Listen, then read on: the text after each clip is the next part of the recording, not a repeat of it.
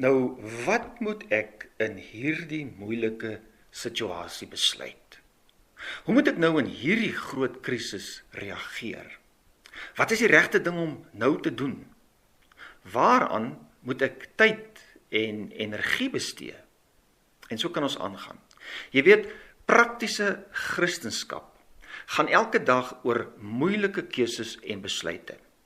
Ja, inderdaad is dit nie altyd maklik om die regte ding te kies en te doen nie, want ek en jy lewe in 'n wêreld en in 'n omgewing wat nie juis Christenvriendelik is nie. En nog meer, elkeen van ons in onsself is nog steeds gebroke, onvolmaakte mense. Ja, ons moet onthou, ons is nog steeds disippels in opleiding. So keuses is nie altyd maklik nie. Ons kry in Filippense hoofstuk 1, spesifiek dan ook hier vers 9 tot 11, kosbare perspektiewe oor hierdie kwessie van reg besluit. Kom ons kyk bietjie hierna. In hierdie gedeelte bid Paulus vir sy kosbare broers en susters in Filippi. Nou dis baie duidelik, hy is baie positief oor die werk van genade wat God reeds in hulle lewens gedoen het. Hy dank God daarvoor. En meer nog, hy het die vaste vertroue, en dit is so wonderlik, dat God self die werk wat hy in hulle begin het, sal klaarmaak tot op die dag van die wederkoms. Hy sê, ek is juis hiervan oortuig, dat hy, dis God, wat 'n goeie werk in julle begin het, dit sal voltooi, tot op die dag van Christus Jesus. Baie belangrik, in hierdie kort gedeelte, maak Paulus 2 keer melding van die dag van Christus Jesus. Hier in vers 6 en dan ook in vers 10. En dit bring ons sommer nou al reeds by 'n baie belangrike saak, en 'n belangrike vertrekpunt vir die neem van besluite. Die kind van God hou die wederkoms in die oog. Met ander woorde, in ons praktiese daaglikse besluite, en daardie keuses wat jy nou moet maak, moet ek en jy rekening hou met die feit van die wederkoms van ons Here Jesus, wanneer ons voor hom rekenskap sal moet gee, verantwoording sal moet doen van ons doen en late hier op aarde. So kom ons kyk nou verder, wat leer Paulus vir ons oor die maak van keuses. Baie opvallend. Soos ek reeds gesê het, hy bid vir sy broers en susters. Baie opvallend, hy bid nie in die eerste plek vir hulle uiterlike voorspoed of materiële sukses nie. Hy bid vir liefde en onderskeidingsvermoë. Ek bid juis dat julle liefde al hoe meer sal toeneem in kennis en insig, om die dinge wat saak maak te kan onderskei, sodat julle met die oog op die dag van Christus innerlik suiwer en onberispelik kan wees. Onderskeidingsvermoë, dis waartoe ons eintlik moet kom. Goeie onderskeidingsvermoë, dis waarvoor Paulus bid vir sy medegelowiges. Onderskeidingsvermoë, die vermoë om situasies en krisisse reg te evalueer, sodat ek en jy die regte besluite kan neem. Besluite, keuses wat eer aan God sal bring. Ek wil jou vra, kom ons dink 'n bietjie hieroor. Hoe lyk die keuses wat ek op die oomblik maak? Bring dit regtig eer aan God? Reflekteer dit die heiligheid en die karakter van God? Kan ander mense in my keuses sien dat ek God se wil respekteer? Nou, dit is baie duidelik dat Paulus hier besef, vir die regte keuses is groei in die liefde. Mens kan dit ook maar sê, geestelike groei nodig. En eintlik kry ons hier 'n program vir geestelike groei.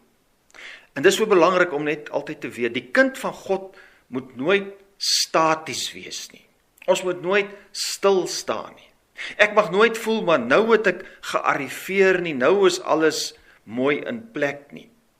Nee, ons moet daarna streef om gedurig te vorder op die pad van geestelike volwassenheid. Anders gesê, ek en jy moenie geestelike babas bly nie. En dis 'n groot gevaar. Weet jy, mens kan 50, 60, 70 of selfs 80 wees en nog steeds soos 'n geestelike baba optree. Let op die woord toeneem. Ek bid juis dat julle liefde al hoe meer sal toeneem. Met ander woorde, meer word, groei, groter word. Wat moet groei? Die liefde. En dit moet ons nie verbaas nie. Liefde, in die Bybelse sin van die woord, radikale, opofferende liefde vir God en vir mekaar. Dis immers Jesus se eie samevatting van die hele wet. Kom ons kyk bietjie dieper. Paulus verduidelik hier wat groei in die liefde behels. Die liefde moet groei in kennis. Dis nogal belangrik. Miskien bring ons nie altyd die woord kennis in verband met liefde nie. Maar dit het alles te doen met liefde. En dit gaan hier oor kennis van God se wil. Want liefde is die uitvoering van God se wil. Dit gaan daarom oor die vraag, wat ek prakties myself moet vra, waarvan hou God? En waarvan hou hy nie? Ja, dit maak vir ons baie duidelik dat hierdie liefde wat hier ter sprake is, nie bloot 'n sentimentele gevoel is nie. Dit het inhoud, dit het betekenis. Dit vra die vraag, wat is in lyn met God se doel en begeertes? Nou, hierdie kennis kry ek en jy uit die bestudering en die hoor van God se woord. Veral spesifiek binne die konteks van die gemeente. Paulus skryf hier vir 'n gemeente. Ons kry kennis van God daar waar ons saam as broers en susters die woord van die Here aanhoor en oordink. Maar dis nie al nie. Die liefde groei nie net in kennis nie, maar ook in insig. Die Griekse woord is aesthesis. Dit gaan hier oor 'n fyn aanvoeling en begrip, oor 'n morele sensitiwiteit. 'n Sensitiwiteit wat God en ander mense in ag neem. Ek maak nie net soos ek wil nie.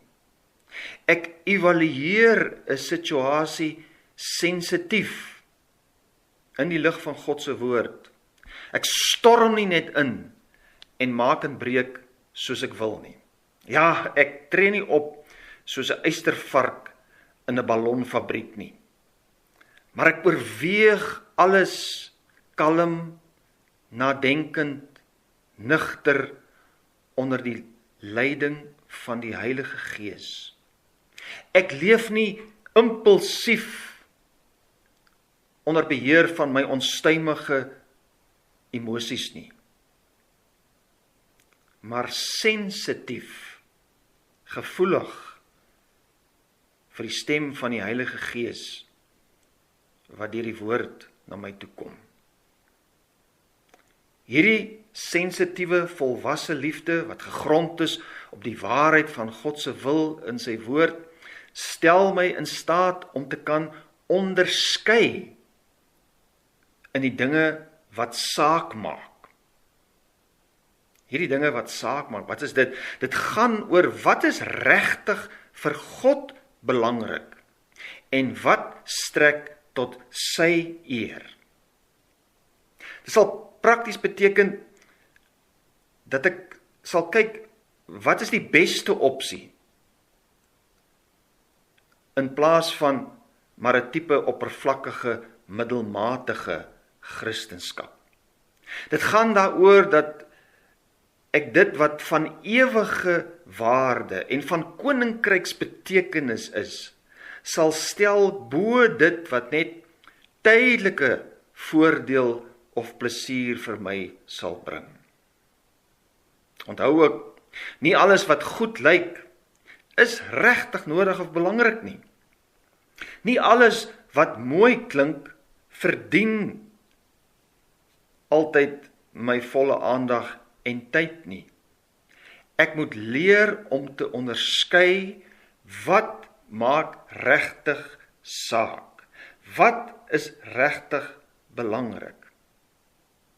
Ja, dit sal beteken dat ek sal kies vir God se prioriteite bo my eie gerief of bo of teenoor die kulturele norme van my eie tyd. Prakties beteken dit, as ek besluite neem, vra ek nie, nou wat is vandag algemeen vir die mense en die gemeenskap rondom my aanvaarbaar nie, maar ek vra bidtend, is my besluit in lyn met God se heilige wil en karakter? Waaroor gaan hierdie keuses? Die keuses wat nou vanuit die liefde gemaak moet word. Ons moet die regte keuses maak, sodat ons suiwer, rein en onberispelik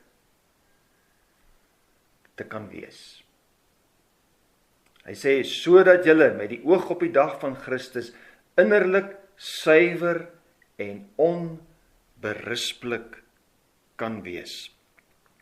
My keuses moet innerlik suiwer wees, opreg, sonder bedrog, sonder valsheid en bymotiewe. Sjoe, dis 'n mondvol. My keuses moet onberispelik wees. Met ander woorde, dit moenie afwyk van God se woord nie.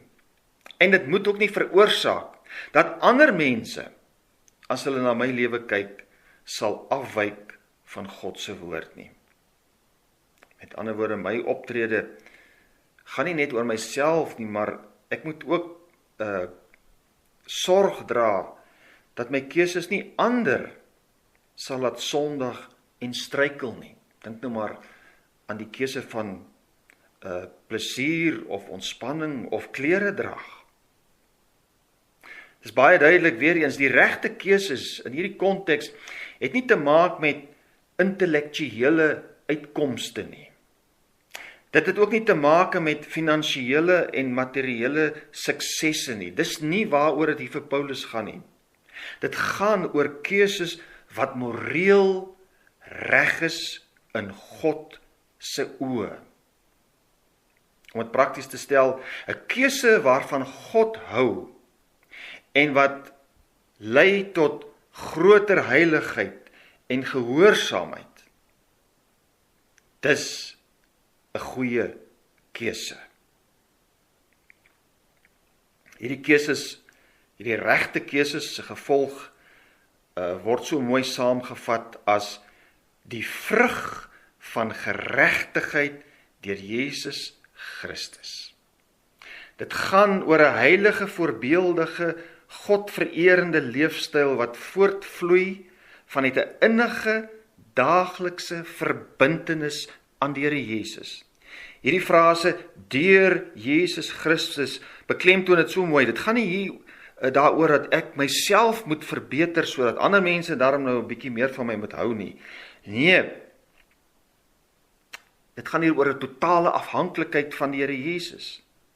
As ek vas is aan Jesus, as ek daagliks besig is met Jesus, groei ek in die liefde.